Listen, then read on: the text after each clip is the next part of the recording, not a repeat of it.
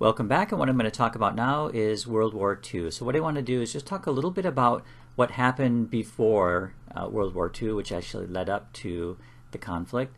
Then I want to talk about a few of the great battles, and throughout the lecture I'm going to have you stop the lecture and watch a few video clips that do a pretty good job at showing you what all of this looked like. We'll certainly talk about the end of World War II, and then I want to end this lecture by talking a little bit about the Holocaust, and then we'll totally end when we look at a map of what Europe looks like after the end of World War II. As we talked about last time, you've got Germany starting to rebuild, and you've got Hitler taking total control over Germany. He also wanted to take over control of places outside of Germany that had German speakers. And he also wanted to revenge the losses that they suffered under the Treaty of Versailles. And what he ended up doing is sort of doing this in a non-confrontational way. But eventually what he was doing is breaking the Versailles Treaty. So one of the first things Hitler started doing is offering trade ties to countries like Bulgaria, Romania, and Hungary. And what he traded for are arms. So he started to rebuild the German military and offered arms to these countries in return for agricultural goods. And shipping out arms from Germany was definitely against the Treaty of Versailles. Now, Hitler also started to reform the German military, as I just mentioned. He started to rebuild the Air Force and the creation of new offensive weapons. And again, this is against the Treaty of Versailles. In 1935, he also increased the standing army to about 100,000 people. Again, against the Treaty of Versailles, and he ended up taking this up to 500,000. Now, one of the things that really violated, seriously violated the treaty was when German troops moved into the Rhineland, which is a region on the French border, which was supposed to be a militarized zone. For some reason, Western democracies failed to respond to this. All they did was take it to the League of Nations, and that was pretty much it. And this is something called an appeasement policy. By the end of 1936, you've got Italy and Germany creating the Berlin-Rome axis. And of course, you also have Russia and France creating a strategic alliance between them because they were really worried about the rise of Germany. And they all start signing all these mutual aid pacts, and this, I'm hoping to you, is sounding very familiar. Hitler then started annexing territories, and to annex just means to go in and claim that they're your own. So he annexed Austria. He also annexed part of Czechoslovakia, which had treaties with Russia and France ended up not doing anything. And in September 1938, you've got the Munich Conference, where a lot of European leaders got together with Hitler, and the West decided not to do anything. They decided that it was safer to let Germany do these things rather than declare war and have to go through the same thing that happened during World War I.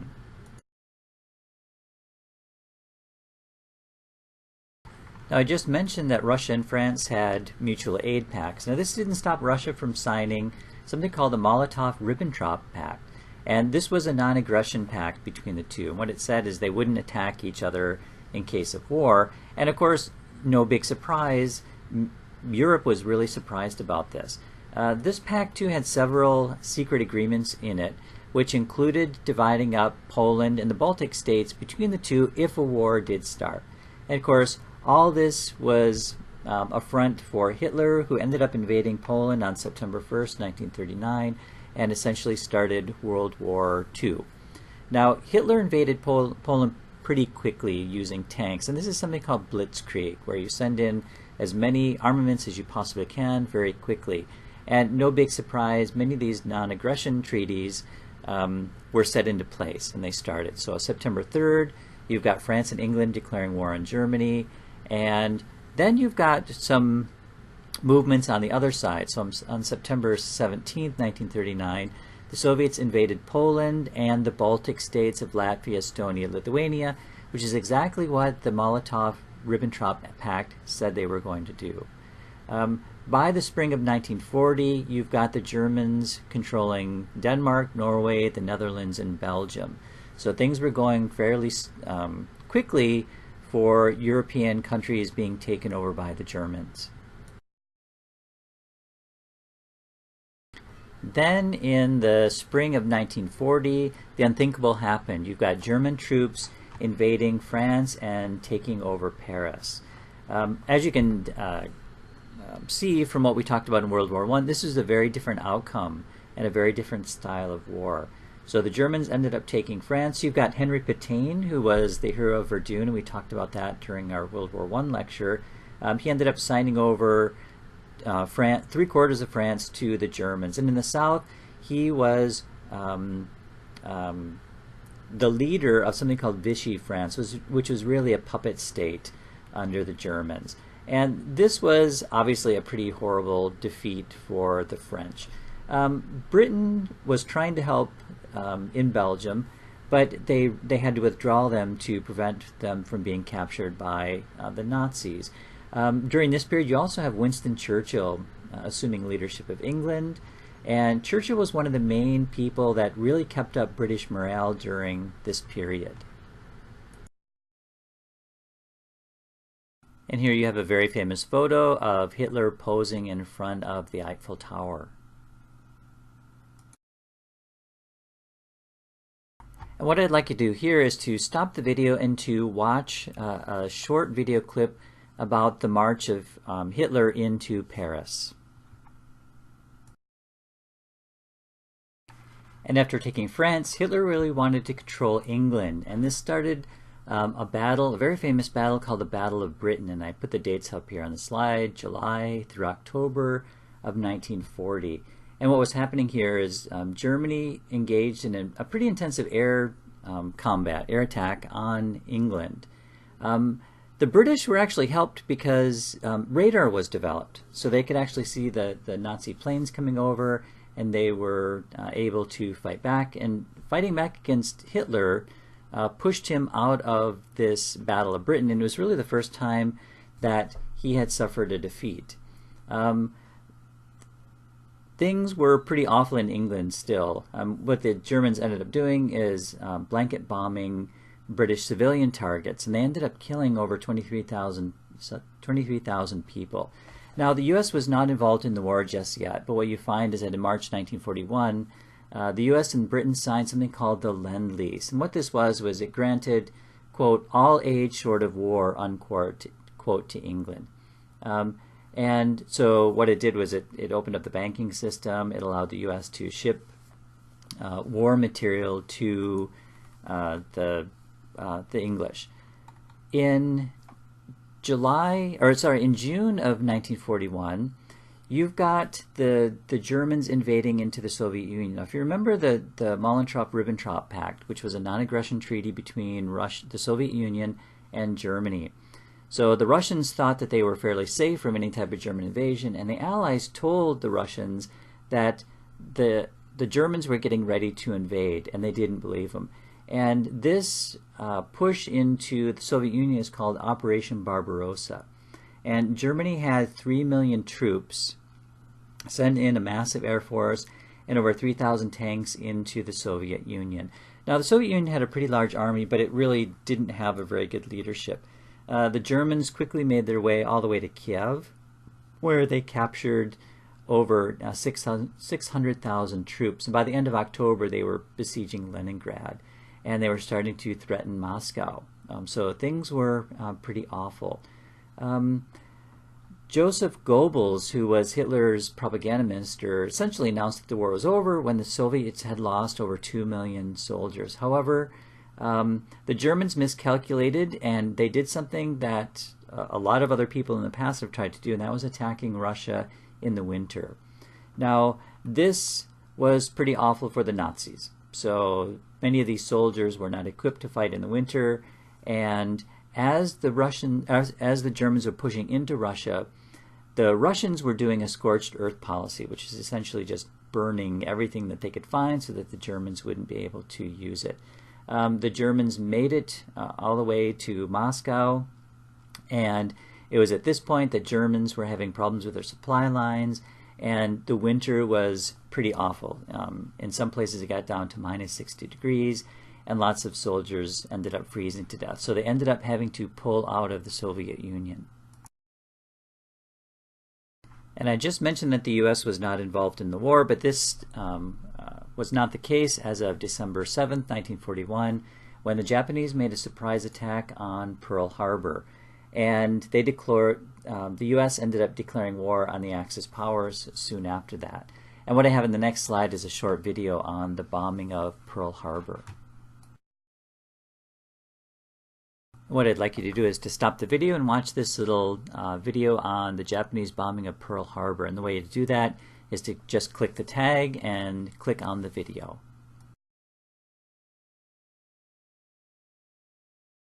I also have another video here of the President Roosevelt speech that he gave to Congress after the Japanese attacked Pearl Harbor. So once again, just hit the tag and the little video clip will start. By early 1943, it was pretty clear that the Germans were losing the war. They had lost quite a few troops when they surrendered to the Soviets. You've got the North African German forces being pushed back by the British, and you've got American troops also going to North Africa to help push the Nazis out. The Germans had totally withdrawn from North Africa by May 1943. And then the Allies started to plan out this massive invasion of Europe called Operation Overlord. And this happened on June 6, 1944, where you've got more than 2 million soldiers from lots of different countries invading France at the Battle of Normandy. And what you've got now is Germany fighting really a three-front war. You've got them fighting in the east with the Russians, in the south, and in the west. And they really couldn't do anything but retreat. And you've got finally in August 1944, Paris being liberated, and in that month you've got the Allies invading Germany itself. And then you have, in January 1945, the Soviets also moving into German territory where they liberated the Holocaust concentration camp of Auschwitz, which they took in Poland. And by April, you've got Soviet troops on one side in Germany, and you've got the American troops on the other, which is just where they met just outside of Berlin to liberate the city of Berlin. But just because the Germans were defeated in the war in Europe doesn't mean the war was over. The Allies were still fighting with Japan, and this fighting took us right up to the bombing of Japan with atomic bombs. You've got Hiroshima being bombed on August 6, 1945, and then again Nagasaki on August 9th, 1945. And you finally have the Japanese surrender in August 14th, 1945. And in the next slide, I've got a little video clip I'd like you to watch. And here is a short video clip on the bombing of Nagasaki. So just go ahead and click the tag and your video should start.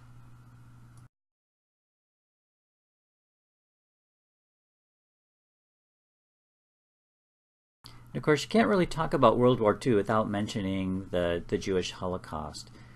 This was essentially a plan put together by Hitler to get rid of all Jewish people in Germany, and if he took over the world, to get rid of them from the entire world.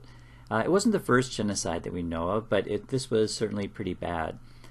We know that probably close to 6 million Jewish people were killed, and probably 4.5 million other people were killed in the Holocaust. Originally what would happen is that the Germans would put Jewish people into what they've referred to as ghettos, which were very small areas with lots and lots of people, and then they essentially, many of them starved to death. And here you've got a famous photo showing a little child, a dead child laying in the street with people walking by because they couldn't stop and help without getting into trouble.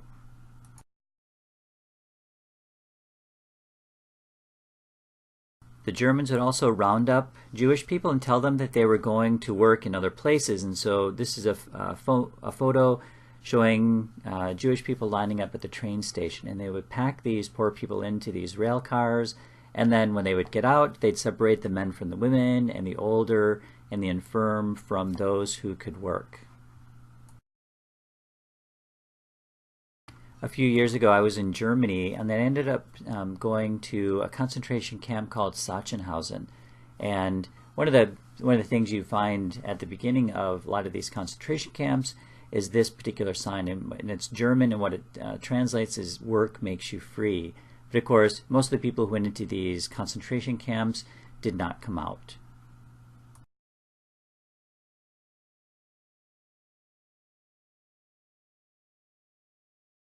And this is also a picture from Sachsenhausen showing a memorial tower which discusses the different people who were killed in this particular concentration camp. And here's just a close-up of the base of the memorial tower.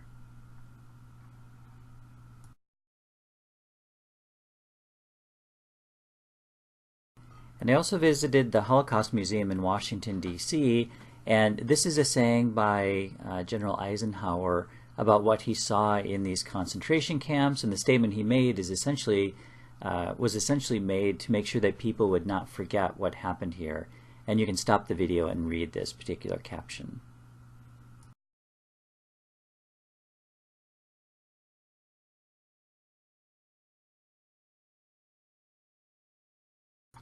And now we come to the very end of the war with it all finished.